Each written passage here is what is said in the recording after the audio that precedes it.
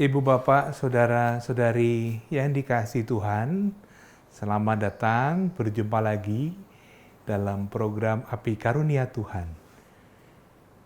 Oleh Bapak Kardinal kita akan diajak untuk melihat lagi surat Rasul Paulus kepada jemaat di Galatia. Dalam sesi ini akan diulas bagaimana Rasul Paulus meneguhkan jemaat di Galatia dengan mengajak seluruh jemaat untuk taat dan setia pada Kristus Yesus. Jemaat diminta untuk meninggalkan praktek-praktek lama yang mengikat, yang membelenggu, dan diminta untuk mengikuti Kristus Yesus yang memerdekakan, yang membebaskan. Selamat mendengarkan, selamat merenung, dan selamat berdoa.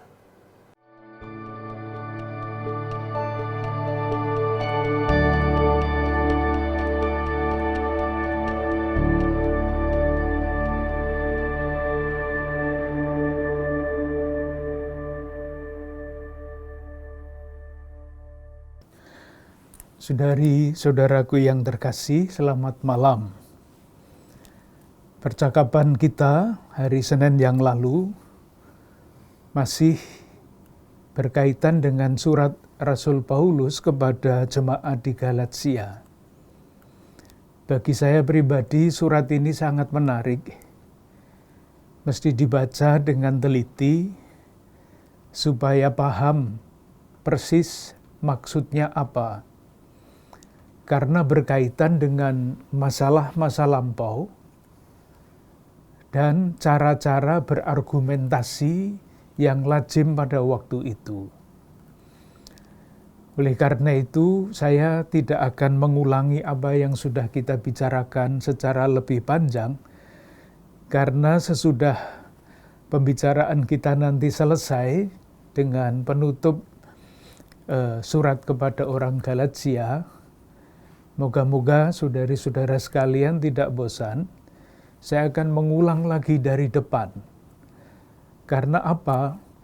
Karena nanti kalau kita paham mengenai surat kepada orang Galatia ini, tadi saya katakan cara berargumentasinya dan sebagainya, pengetahuan itu akan membantu kita untuk memahami surat-surat Rasul Paulus yang lain. Dengan catatan itu, saya memulai percakapan malam ini.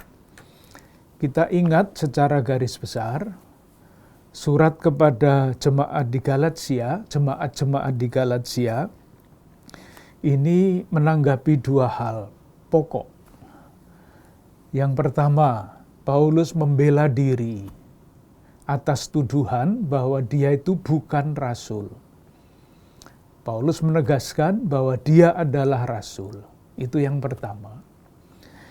Yang kedua, Injil artinya pewartaan yang dia sampaikan itu dianggap palsu karena tidak sesuai dengan Injil dalam tanda petik, bukan buku, tetapi dengan kabar gembira tentang Kristus itu tidak sama dengan yang diyakini oleh Gereja Yerusalem. Dia mengatakan bahwa Taurat itu tidak menyelamatkan, yang menyelamatkan Kristus. Dan atas dasar teologi yang sangat fundamental ini terjadi perselisihan yang panjang. Nah, kita sudah melihat argumentasi Paulus untuk membela dirinya bahwa dia sungguh rasul. Dan kita sudah mulai dengan argumentasi dia berkaitan dengan Injil yang dia wartakan. Bahwa Injil yang dia wartakan itu sungguh-sungguh Injil yang asli. Saya tunjukkan beberapa hal, nanti sekali lagi akan diulang dari depan sampai belakang lebih detail. Bab 3 ayat 1 sampai dengan bab 4 ayat 31. Itu judulnya adalah Taurat dan Iman. Judul bab 3 di dalam teks kita adalah dibenarkan oleh karena iman. tidak dibenarkan oleh karena Taurat. Ini intinya. Ya, bagi kita sendiri kan itu sebetulnya tidak sangat relevan apakah Taurat atau apa. Kita sudah yakin sejak awal bahwa kita ini diselamatkan oleh Kristus, tidak oleh yang lain. Tetapi kita mencoba memahami argumentasi Paulus mengenai hal ini. Kita sudah bicara pada bab 3 ayat 1-14, argumentasinya adalah Abraham. Dikatakan pada ayat 8, bab 3 ayat 8 dari surat kepada orang Galatia, janji kepada Abraham itu dikatakan begini, olehmu segala bangsa akan diberkati. Oleh Abraham, segala bangsa. Artinya apa? Ada dua hal penting di situ. Diberkati tidak oleh Taurat yang baru ada sekian lama sesudah Abraham, itu satu, tetapi oleh iman. Ayat 6, secara itu jugalah Abraham percaya kepada Allah, maka Allah memperhitungkan hal itu kepadanya sebagai kebenaran. Jadi kepercayaan, bukan Taurat. Taurat belum ada. Yang kedua, berkat itu tidak hanya untuk orang-orang tertentu yang diklaim oleh yang disebut bangsa terpilih, tetapi dikatakan dengan sangat jelas, olehmu segala bangsa akan diberkati.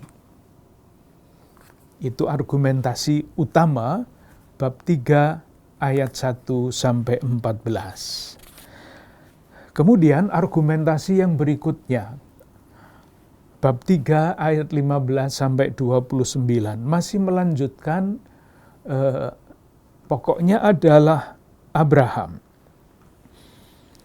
Dengan perumpamaan wasiat, ayat 15. Saudara-saudara, baiklah ku pergunakan suatu contoh dari hidup sehari-hari. Suatu wasiat. Nah, wasiatnya apa? Wasiatnya adalah janji kepada Abraham. Itu wasiat. Ayat 16 bab 3, adapun kepada Abraham diucapkan segala janji itu kepada keturunannya. Tidak dikatakan kepada keturunan-keturunannya, seolah-olah dimaksudkan banyak orang, tetapi hanya satu orang, dan kepada keturunanmu, yaitu Kristus. Jadi iman Abraham itu nanti, atau berkat Abraham, wasiat itu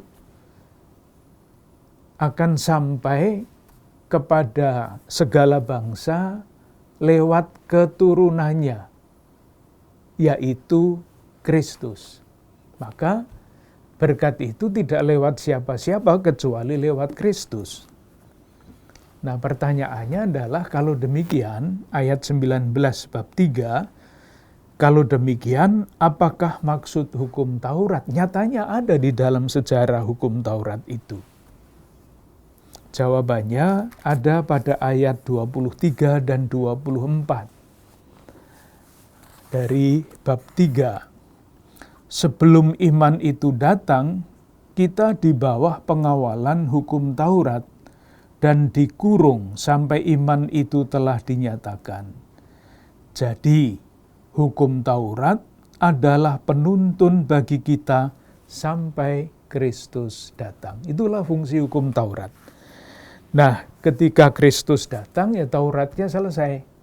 Tidak berfungsi lagi sebagai dasar keselamatan. Dia hanya menuntun kepada Kristus. Bukan dasar dari keselamatan itu. Lalu ditunjukkan peranan Kristus. Ayat 25 dan 26. Ayat 26, Bab 3, sebab kamu semua adalah anak-anak Allah karena iman akan Yesus Kristus. Kesimpulannya apa? Ayat 29, bab 3, dan jikalau kamu adalah milik Kristus, maka kamu juga adalah keturunan Abraham dan berhak menerima janji Allah. Karena Kristus. Kita lanjutkan dengan bab 4 ayat 1 sampai 11. Ini argumentasi lain lagi. Tapi semuanya untuk membela Kristus sebagai sumber keselamatan.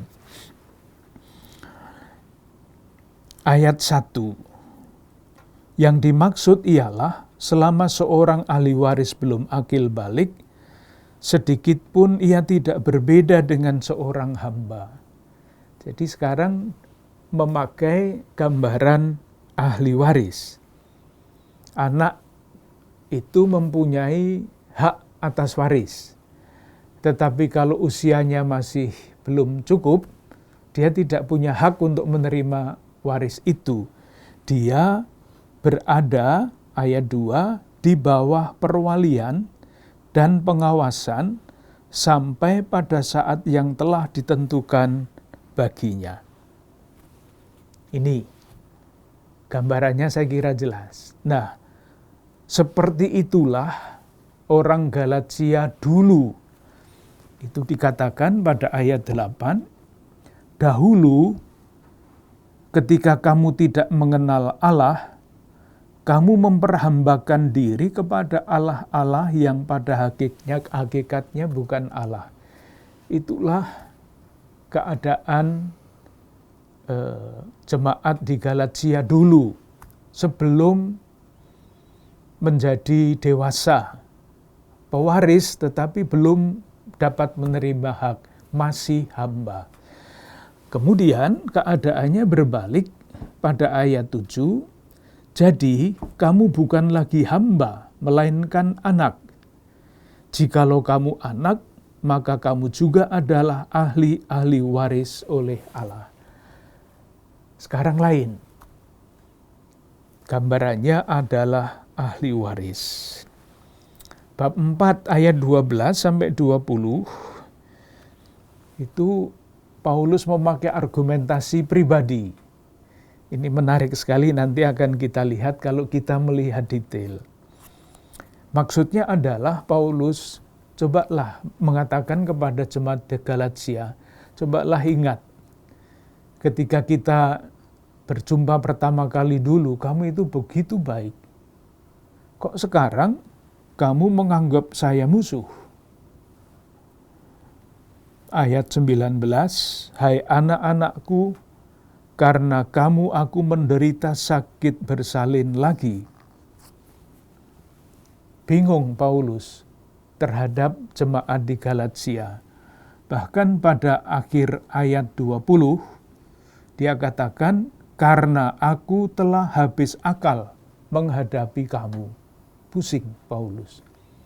Seringkali kecuali argumentasi ilmiah, alkitabiah, kadang-kadang argumentasi pribadi itu bisa lebih menyentuh hati, bukan pikiran, tetapi hati.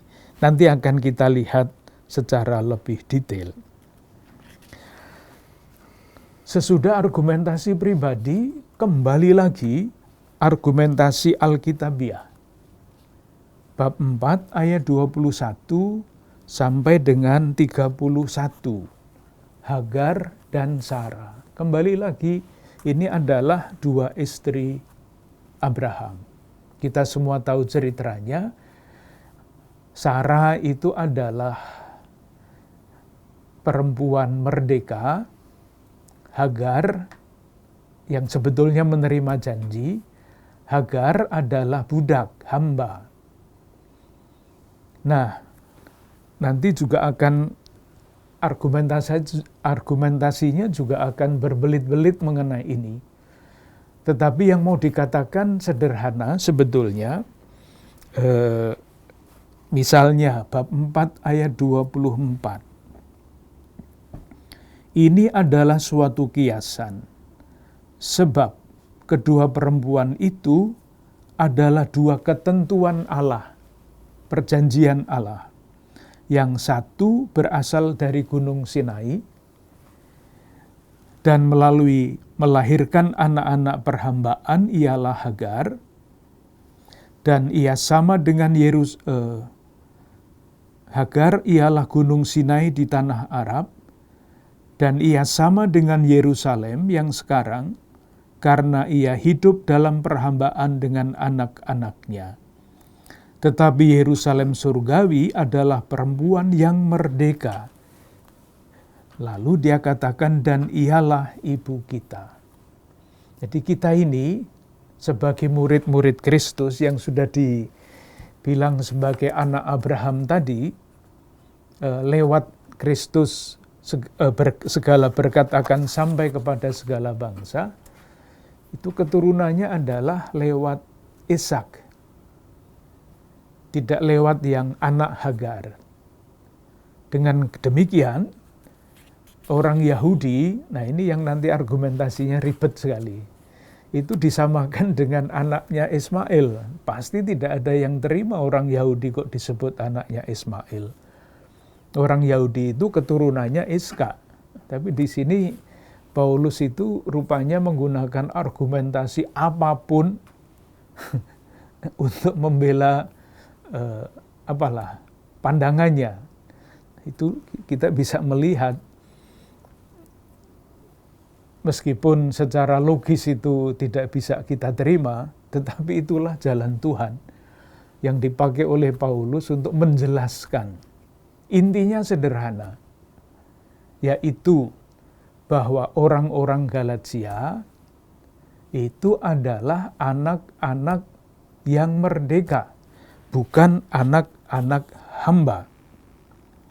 Ayat 31 kesimpulannya, karena itu saudara-saudara, kita bukanlah anak-anak hamba perempuan, melainkan anak-anak perempuan merdeka. Itu intinya.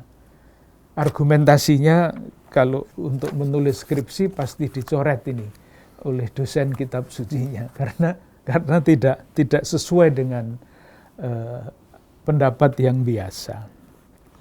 Nah, sesudah argumentasi Alkitabiah yang intinya mau mengatakan bahwa kita selamat oleh iman, pada bab 5 ayat 1 sampai dengan bab 6 ayat 10, Paulus bicara mengenai konsekuensi iman itu apa.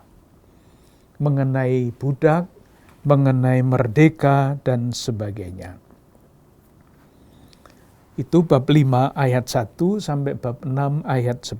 Konsekuensi etis dari iman. Konsekuensi moral dari iman. Bab 5 ayat 1 sampai dengan 12. Intinya bab 5 ayat 1. Supaya kita sungguh-sungguh merdeka, Kristus telah memerdekakan kita. Karena itu, berdirilah teguh dan jangan mau lagi dikenakan perhambaan. Itu intinya. Jadi karena Kristus sudah memerdekakan kita dari dosa,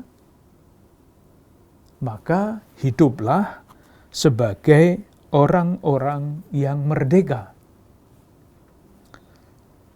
Meskipun demikian, silahkan nanti membayangkan ya, sampai akhir Paulus itu masih emosional ketika menyampaikan tulisan ini. Sesudah memberikan nasihat itu kan kita bayangkan, ya diteruskanlah nasihatnya itu. Merdeka itu artinya apa dan sebagainya. Tetapi apa yang terjadi?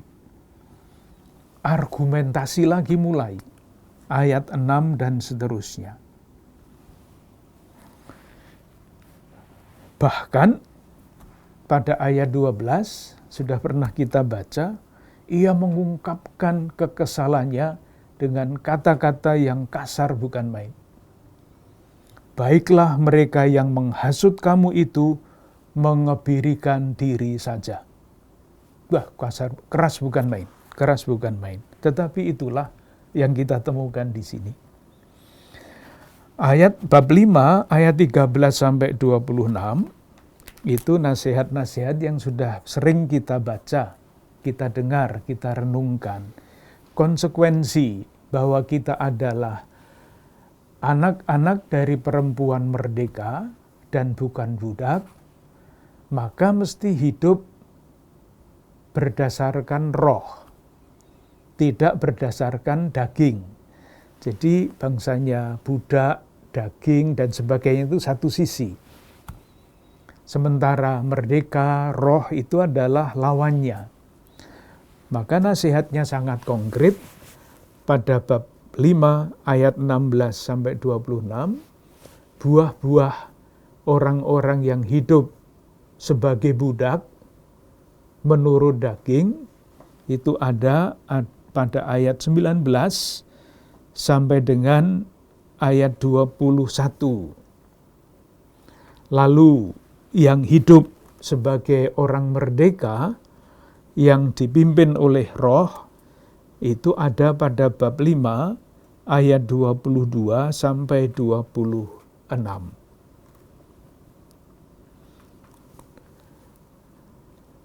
Selanjutnya bab 6 ayat 1 sampai 10 itu masih nasihat-nasihat yang lebih konkret lagi.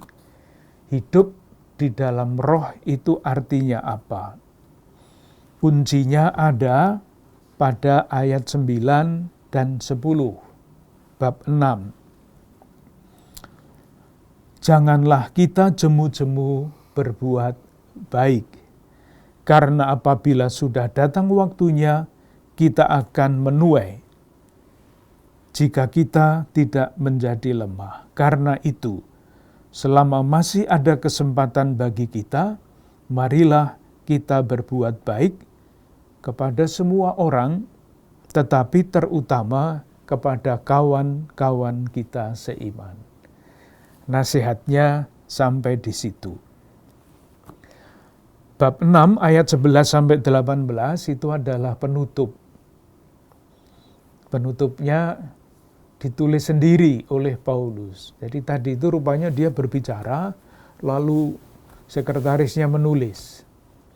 Nah, pada ayat 11 bab 6, Paulus menulis sendiri. Lihatlah bagaimana besarnya huruf-huruf yang kutulis kepadamu dengan tanganku sendiri. Kan mestinya kalau di dalam surat Paulus, kalau sudah mau berakhir itu kan tinggal mengirim salam dan memberi berkat ya. Enggak. Pada ayat 12 dia mulai lagi dengan argumentasi. Mereka yang secara lahiriah suka menonjolkan diri. Dia marah kepada musuh-musuhnya lagi. Bahkan sampai akhir ayat 17. Selanjutnya janganlah ada orang yang menyusahkan aku. Jadi masih emosi terus. Baru berkatnya itu pendek saja. Ayat 18. Kasih karunia Tuhan kita Yesus Kristus menyertai roh kamu, saudara-saudara. Amin. Disilahkan membayangkan seperti apa Paulus ketika menulis, atau lebih tepat mungkin ya mendiktekan surat ini, ditulis oleh sekretarisnya atau oleh siapa yang dia percaya. Dengan demikian sebetulnya kita bisa selesai dengan surat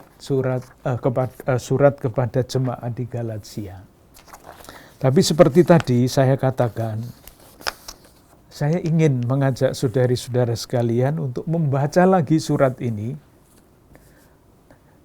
yang tidak sulit, tidak akan panjang-panjang. Tetapi di tempat-tempat yang agak sulit, ingin saya ulangi secara lebih detail, supaya pokok-pokok pembicaraannya itu semakin jelas. Mengapa demikian? mengapa saya mengajak membaca dengan cara yang dengan latar belakang yang berbeda. Yang kita lakukan tadi adalah membaca surat Paulus. Kita semua tahu surat adalah suatu jenis sastra. Strukturnya pembuka, masalah, penutup. Strukturnya seperti itu. Nah, surat ini bisa kita baca dengan latar belakang yang berbeda. Bukan sebagai surat, tetapi lebih-lebih sebagai pembelaan diri. Kalau orang dihadapkan kepada pengadilan, dia akan membela diri. Dan pembelaan diri itu ada aturannya. Tidak tiba-tiba der, selesai, bukan. Demikian juga pada zaman Paulus hidup, yang namanya pembelaan diri di depan pengadilan atau pembelaan diri terhadap macam-macam tuduhan, itu terdiri dari beberapa bagian. Sekurang-kurangnya ada 5 bagian. Dan nanti kita susun surat Paulus dengan kacamata itu. Pembelaan diri. Unsur-unsurnya apa? Unsur pertama adalah perkaranya apa. Harus jelas dulu, kalau mau membela diri tidak jelas perkaranya apa kan tidak mungkin. Itu satu. Yang kedua, dia menjelaskan pembela itu. Kok sampai terjadi perkara seperti itu? Alasannya apa? Nah, sesudah jelas perkaranya apa, latar belakang perkara itu muncul itu apa, barulah tanggapan atas perkara itu. Tanggapannya bagaimana? Tanggapan itu, bagian selanjutnya, dikuatkan dengan bukti-bukti. Karena tanpa bukti, tidak kuat tanggapan terhadap perkara itu. Baru yang terakhir, ini adalah kesimpulan praktis. Jadi, perkaranya begini, sejarahnya begini, argumentasinya ini, buktinya ini, jadi kesimpulan. Saya kira logis saja berpikir seperti itu. Nah, sekarang kita mulai dari depan lagi, maaf. Perkaranya apa? Perkaranya dapat kita lihat di dalam Galatia bab 1 ayat 7. Jadi kita mengulang maka diharapkan kita bisa cepat. Ayat 7, bab 1 ayat 7. Mulai dari ayat 6, aku heran bahwa kamu begitu lekas berbalik daripada Dia yang oleh kasih karunia Kristus telah memanggil kamu dan mengikuti suatu Injil lain. Ini perkaranya. Mengikuti suatu Injil lain yang sebenarnya bukan Injil. Hanya ada orang yang mengacaukan kamu yang bermaksud untuk memutarbalikkan Injil Kristus. Saya kira jelas. Nah, perkara ini itu perkara yang sangat mendasar, perkara yang sangat serius. Oleh karena itu, pembelaan diri Paulus bahkan ketika mempresentasikan masalah itu, kata-kata yang dipakai sudah sangat keras. Ayat 8. Sekalipun kami atau seorang malaikat dari surga yang memberitakan kepada kamu suatu Injil yang berbeda dibandingkan dengan Injil yang telah kami beritakan kepadamu, terkutuklah dia. Kata seperti ini tidak akan mungkin dipakai di dalam pembicaraan yang biasa. Pasti sangat penting masalahnya. Diulangi lagi pada ayat 9. Terkutuklah dia. Nah, maka pertanyaannya itu apa? Apa yang menjadi perkara Injil lain itu isinya apa?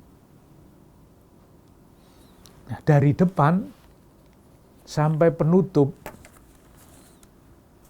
Paulus itu selalu berbicara mengenai sunat, mengenai Taurat. Jadi rupanya perkaranya ada di situ.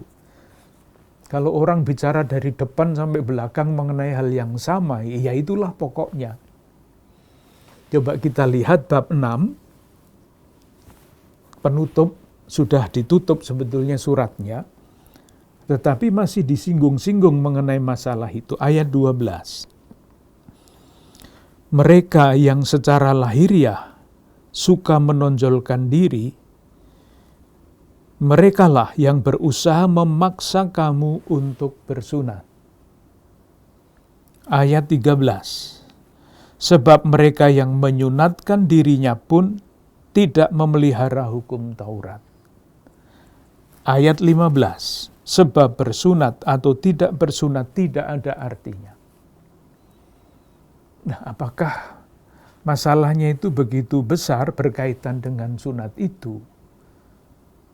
Masalahnya adalah ini, sunat itu bukan masalah kesehatan, tetapi masalah agama.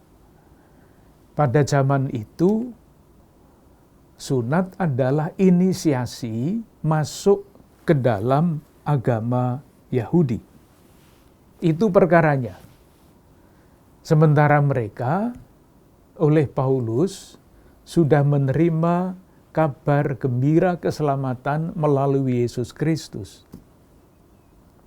Dan rupa-rupanya orang Galatia yang sudah menerima Injil Kristus, karena pengaruh dari pengacau, ayat 1 sampai ayat 1 bab 1 ayat 7 itu Paulus bicara mengenai pengacau.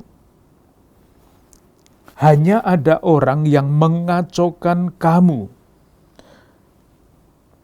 Nah, karena datang orang-orang pengacau itu, maka orang-orang Galatia yang sudah percaya kepada Injil Kristus ingin mengikuti tanda petik agama Yahudi. Itu masalahnya. Jadi kembali atau bukan kembali sebetulnya, tetapi mungkin istilahnya sekarang murtad. Mereka dulu bukan orang Yahudi, orang Galatia bukan orang Yahudi, menerima Injil Kristus, mau ikut agama Yahudi. Di situ ada masalah. Nah, pengacau ini siapa? Kalau pada bab 1 ayat 7 dikatakan, ada orang yang mengacaukan kamu. Siapakah pengacau ini?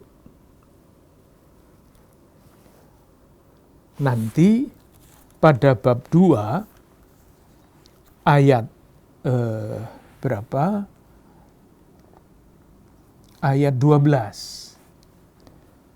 Karena sebelum beberapa orang dari kalangan Yakobus datang, Yakobus saudara Tuhan, jadi rupa-rupanya yang disebut pengacau itu adalah orang-orang Yahudi yang sangat fanatik. Meskipun menerima Kristus, tetapi mereka ini tetap ingin memaksakan adat istiadat Yahudi. Itu yang seperti yang dihadapi oleh Yesus di dalam kisah-kisah Injil. Dan orang-orang yang datang dari Yerusalem itu, orang-orangnya Yakobus, rupa-rupanya masih mempersoalkan juga. Loh, Paulus ini kan menerima mandat dari Yerusalem. Kok Injilnya yang diwartakan lain dengan yang dihidupi oleh murid-murid Yesus di Yerusalem yang Yahudi? Maka di dalam pembelaan dirinya, dia akan mengatakan, enggak, saya tidak pergi ke Yerusalem untuk diakui. Itu, jadi perkaranya itu ada di situ itu. Tidak relevan secara konkret bagi kita semua, karena bagi kita agama Yahudi pasti tidak akan kita bawa-bawa di dalam perenungan tentang iman kita. Itu yang pertama, jadi perkaranya jelas. Yang kedua, bagaimana perkara itu sampai muncul di Galatia. Paulus itu memang diserang pribadinya sebagai yang bukan rasul, tidak memenuhi syarat rasul seperti rasul-rasul yang lain.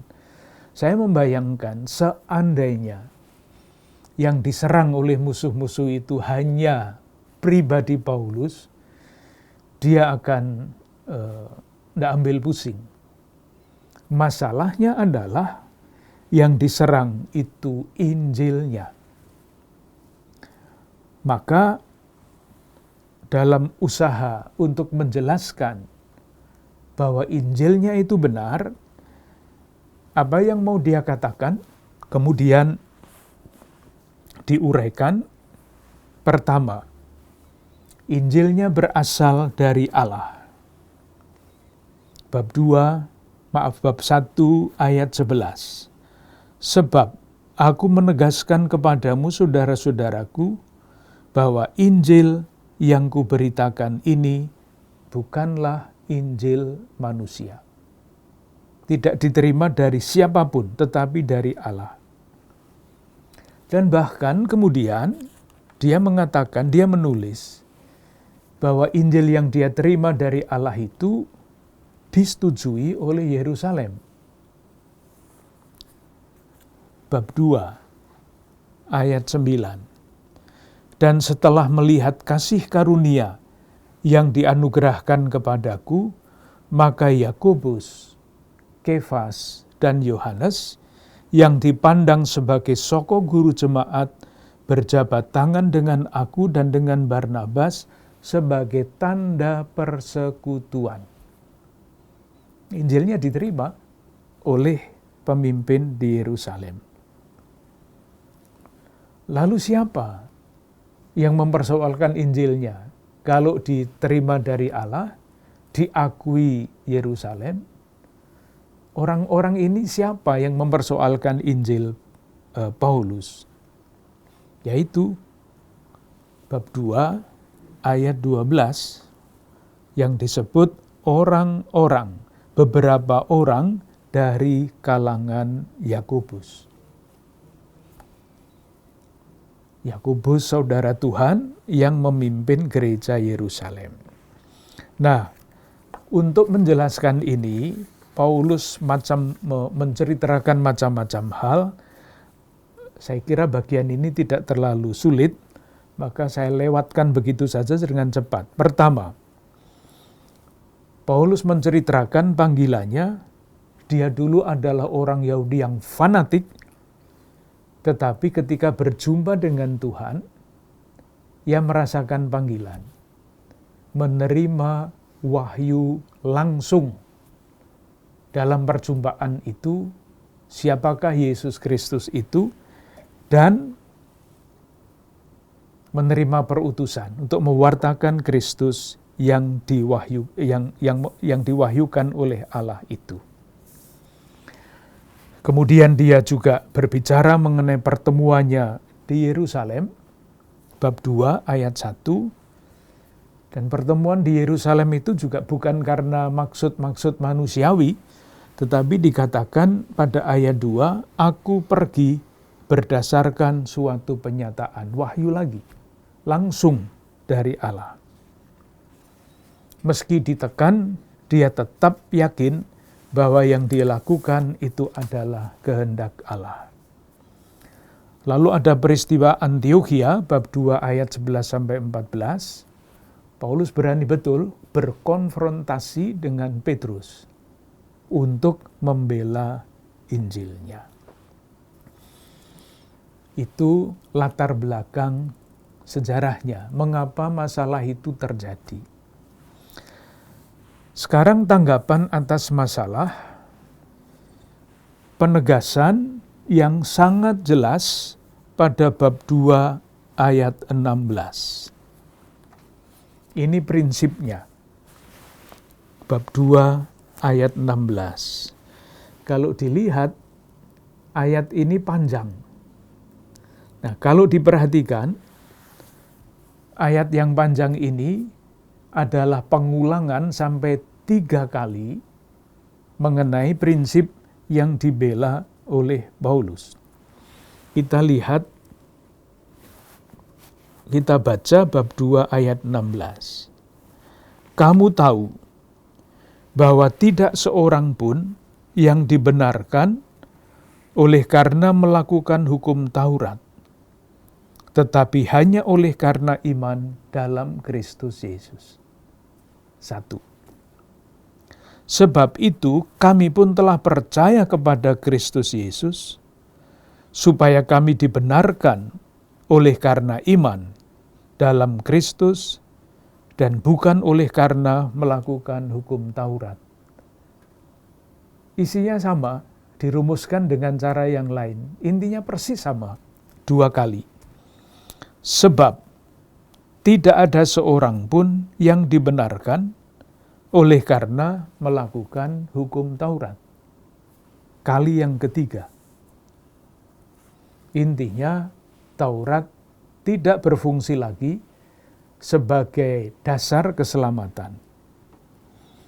Nah, untuk menegaskan, untuk memberikan argumentasi kepada prinsip itu, Paulus itu menulis kata-kata atau mendiktekan kata-kata yang sekarang kita baca sangat sulit untuk dipahami. Mulai dari ayat 18. Karena jikalau aku membangun kembali apa yang telah kurombak, aku menyatakan diriku sebagai pelanggar hukum Taurat. Sebab aku telah mati oleh hukum Taurat untuk hukum Taurat, supaya aku hidup untuk Allah. Aku telah disalibkan dengan Kristus. Namun aku hidup, tetapi bukan lagi aku sendiri yang hidup, melainkan Kristus yang hidup di dalam aku. Kalau yang kalimat terakhir ini kan bagus sekali ya. Bukan lagi aku yang hidup, tetapi Kristus yang hidup di dalam aku. Ini cara berpikirnya seperti apa? Kita coba susun, kira-kira maksud Paulus itu apa? Supaya jelas bagi kita. Ada beberapa langkah. Yang pertama, kita tidak mulai ayat 18, tetapi mulai dengan ayat 20.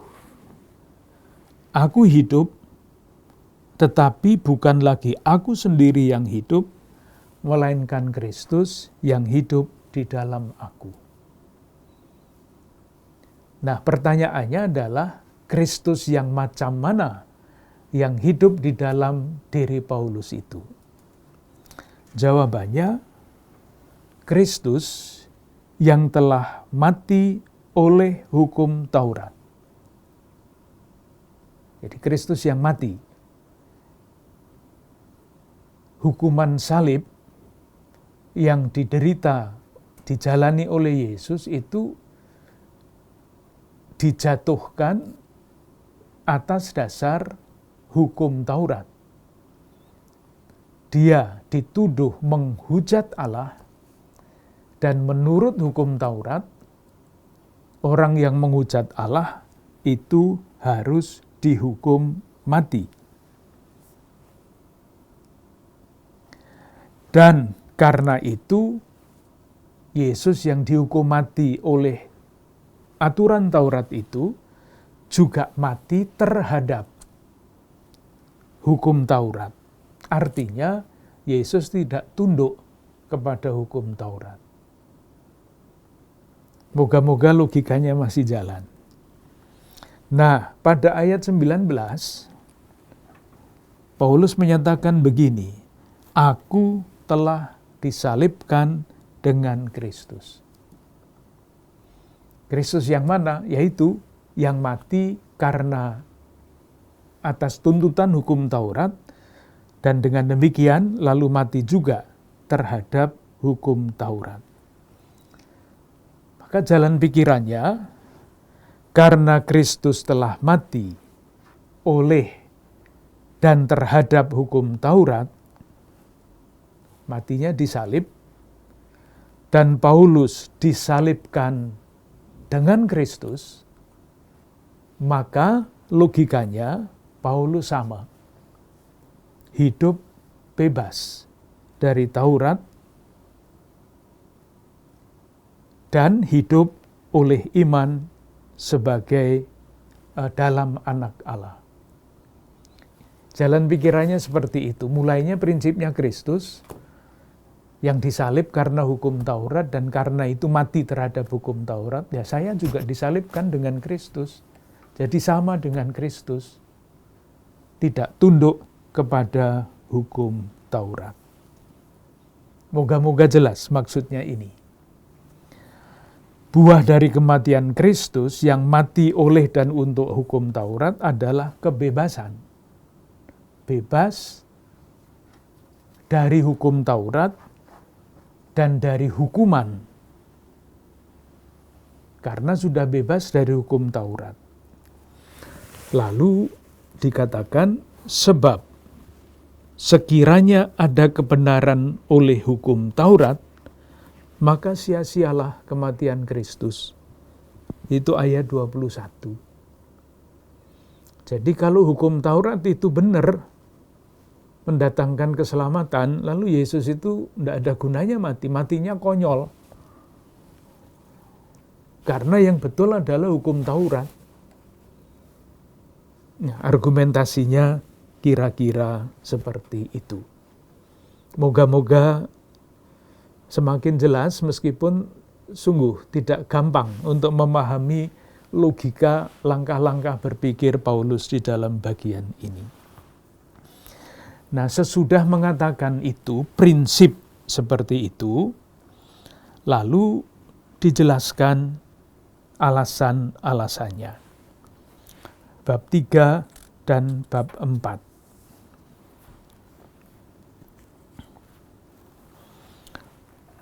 Yang pertama, bab 3 ayat 1-5. Itu pengalaman rohani orang-orang Galatia. Pada ayat 2, dia menulis begini. Ayat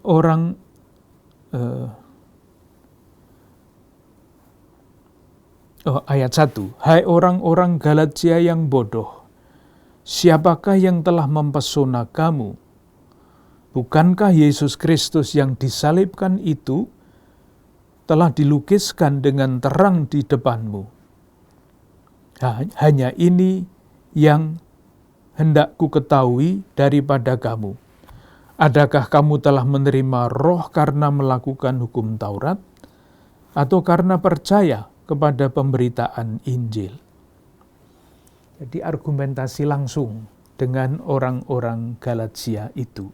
Diulangi lagi pada ayat 5. Jadi bagaimana sekarang? Apakah Ia yang menganugerahkan roh kepada kamu dengan berlimpah-limpah, dan yang melakukan mukjizat di antara kamu berbuat demikian karena kamu melakukan hukum Taurat, atau karena kamu percaya kepada pemberitaan Injil? Dan mereka sebetulnya tahu jawabannya, ini pertanyaan yang tidak langsung, mereka tahu jawabannya. Lalu pembuktian Alkitabiah yang pertama.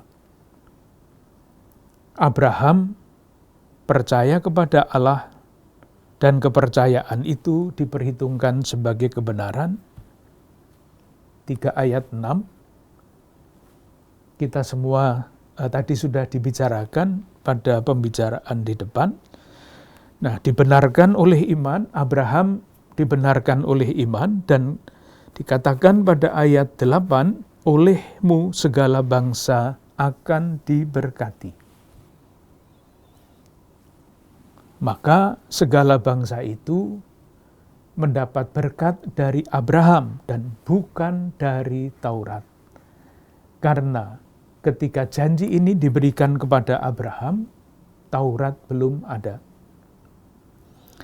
Bab 3 ayat 15 sampai dengan 18. Argumentasi inti ada pada ayat 17. Ini memakai gambaran wasiat. Wasiat itu janji. Janji kepada Abraham itu dikatakan pada ayat 16, kepada Abraham diucapkan segala janji itu dan kepada keturunannya. Tidak dikatakan kepada keturunan-keturunannya. Seolah-olah dimaksud banyak orang, tetapi hanya satu orang. Kalau janji itu sebagai anak Allah bagi segala bangsa, itu tidak lewat keturunan-keturunan, tetapi lewat keturunannya yaitu Kristus. Dan janji itu tidak bisa ditarik kembali. Itu argumentasi yang berikutnya. Lalu apa fungsi Taurat? Tadi sudah disebut ayat 23, 24 dari bab 3 sebagai penuntun sampai Kristus datang, sampai keturunan Abraham itu datang. Bab 4 ayat 1 sampai 11 itu arti Kristus. Tadi sudah dibicarakan di depan ya. Yang dipakai adalah gambaran ahli waris. Ketika Kristus belum datang, kita ini adalah hamba. Meskipun mendapat janji sebagai ahli waris, tetapi belum bisa menerima janji itu. Baru ketika Kristus datang, kita menerima berkat sebagai ahli waris.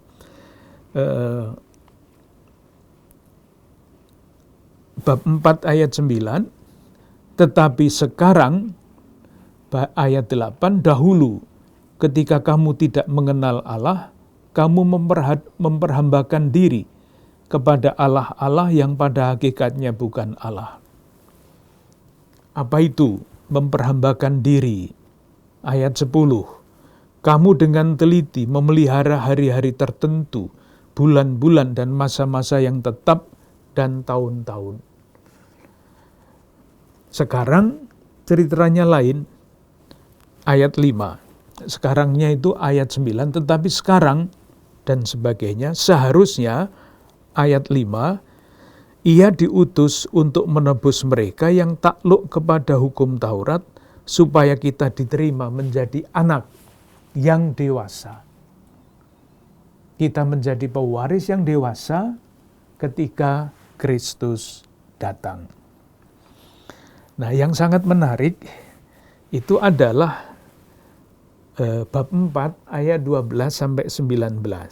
Argumentasi pribadi. Tadi hanya dilewati begitu saja.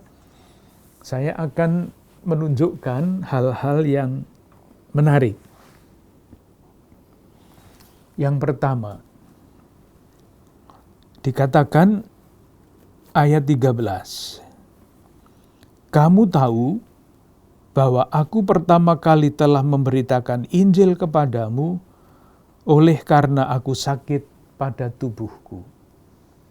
Nah, di balik kalimat ini Paulus ingin mengatakan sebetulnya saya itu tidak mau singgah di tempatmu. Tetapi karena saya sakit dalam perjalanan menuju tempat lain, saya terpaksa singgah. Ini termasuk strategi kerasulan Paulus. Kalau Paulus mendirikan jemaat, itu yang dipilih adalah kota-kota besar, seperti Korintus, Efesus, dan sebagainya. Rupanya Galatia itu tidak termasuk di dalam daftar tempat-tempat yang strategis di mana Paulus ingin mendirikan jemaat. Jadi, yang mau dikatakan begini, seolah-olah Paulus mengatakan, sebetulnya saya itu tidak mendirikan jemaat di tempatmu. Kalau saya mampir, itu karena saya sakit. Sakitnya itu sakit apa? Kita bisa memperkirakan Paulus itu sakit apa dari bab 4 ayat 14 dan 15. Sungguh pun demikian keadaan tubuhku itu yang merupakan pencobaan bagi kamu, namun kamu tidak menganggapnya sebagai sesuatu yang hina dan menjijikkan. Jadi penyakit yang menjijikkan itu apa? Tidak gampang menjawabnya. Bisa dibaca kemudian ayat 15. Betapa bahagianya kamu pada waktu itu, karena aku dapat bersaksi tentang kamu bahwa jika mungkin kamu telah mencukil matamu dan memberikannya kepadaku. Jadi rupanya Paulus ini sedang sakit mata. Nah, sakit mata yang menjijikkan itu apa? Rembes. Dan pada waktu itu, apa yang terjadi? Bab 4 ayat 14. Namun, kamu tidak menganggapnya sebagai sesuatu yang hina, tetapi kamu menyambut aku, sama seperti menyambut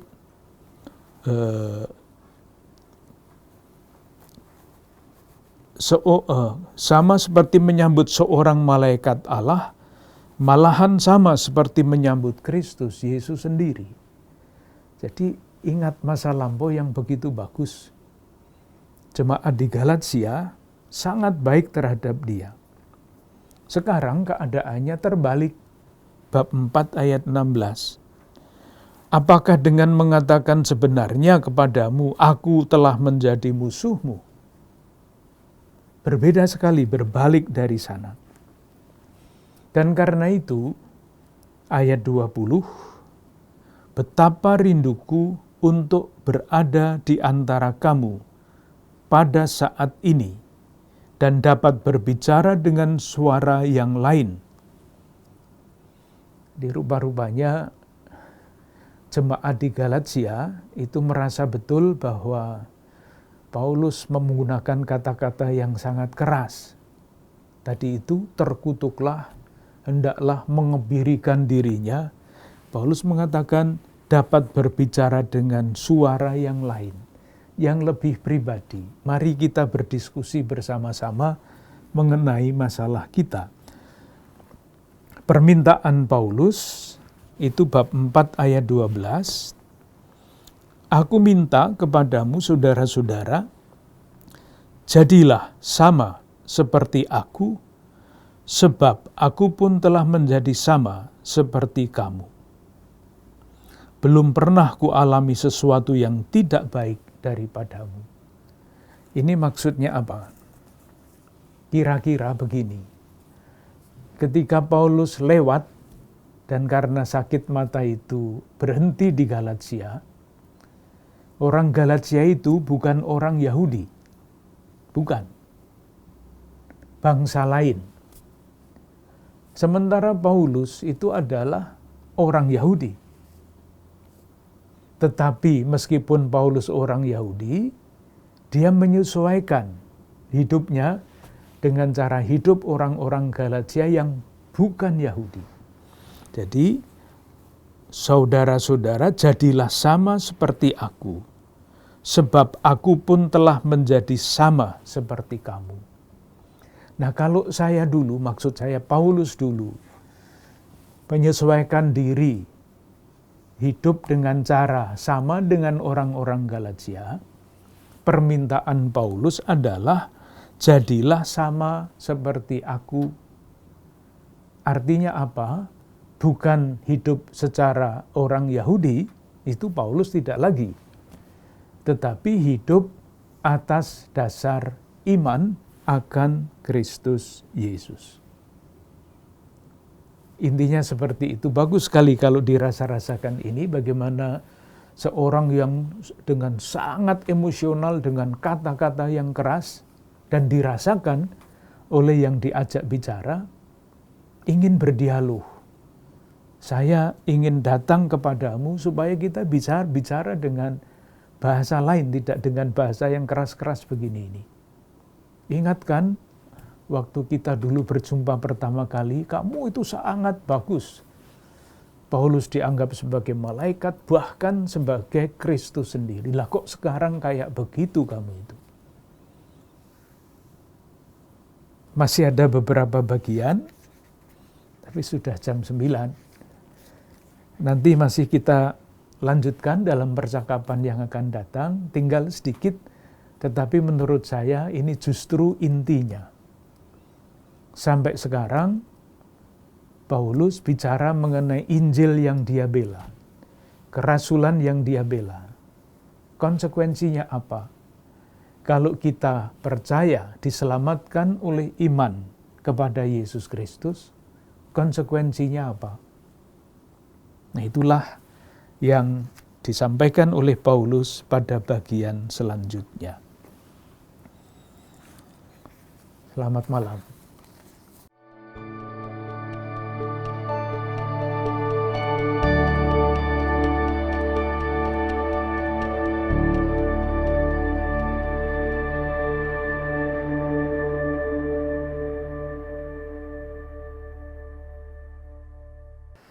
Saudara-saudari yang dikasihi Tuhan, sangat menarik ulasan Bapak Kardinal tentang surat Paulus kepada jemaat di Galatia ini. Semakin jelas bahwa ketaatan pada hukum kasih yang diwartakan Kristus Yesus membebaskan kita semua. Mari kita hidup dalam hukum kasih dan menjadi pewarta kabar sukacita. Kita mohon berkat Tuhan untuk mengakhiri sesi ini.